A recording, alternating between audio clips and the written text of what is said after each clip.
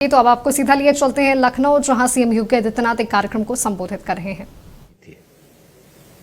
जिसमें लगभग 30 के आसपास मौत यूपी की थी और 60 के आसपास मौत बिहार की थी।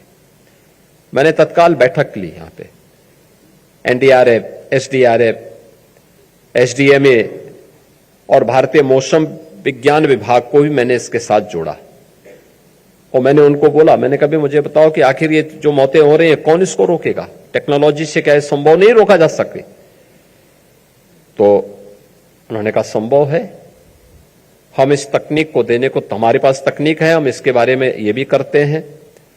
और आज हमने अर्ली वार्निंग सिस्टम लगाने का परिणाम क्या है? मिर्जापुर में, सोनभद्र में, जिन जिलों में हर वर्ष 100 से लेकर 150 मौतें होती थी, आज वो मौत का आंकड़ा दर्जन भर में रह गया है और समय पे अलर्ट जारी होता है।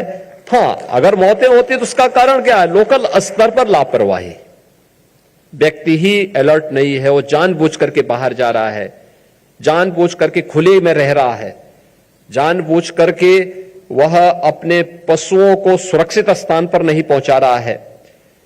और जो पहले से जानकारी दी गई है ग्राम पंचायतों को या उन लोगों को, वह न होने के कारण वह व्यक्ति इसका शिकार होता है। तो स्वाभाविक रूप से इसका उपयोग किस रूप में? दूसरा, मौसम चक्र बदला है क्लाइमेट चेंज होने के कारण। आपने देखा होगा लगभग 1 महीने का अंतर आया है पूरे मौसम चक्र में।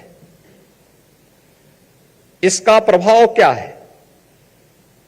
प्रभाव खाद्यान्न का एक संकट, अगर इसी प्रकार से रहा तो एक समय खाद्यान्न का भीषण संकट खड़ा हो सकता है देश के सामने, दुनिया के सामने। हमने प्रकृति का दोहन अपने स्वयं के स्वार्थ के लिए किया है।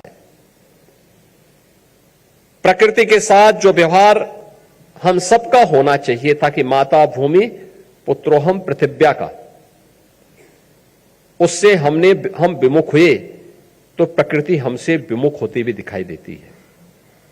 और मुझे लगता है कि जो हमारे संस्कार थे उन संस्कारों को हम पुनर्जीवित कर लें, धरती माता के प्रति अपने कर्तव्यों का निर्वहन कर लें, तो इसको सुधारने में मदद मिल सकती है।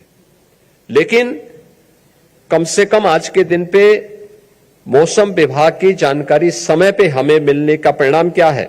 हम अन्नदाता किसान को होने वाली क्षति को और उसके कारण अर्थव्यवस्था को पहुंचने वाली क्षति और खाद्यान्न के संकट को काफी हद तक बचाने में सफल हो सकते हैं।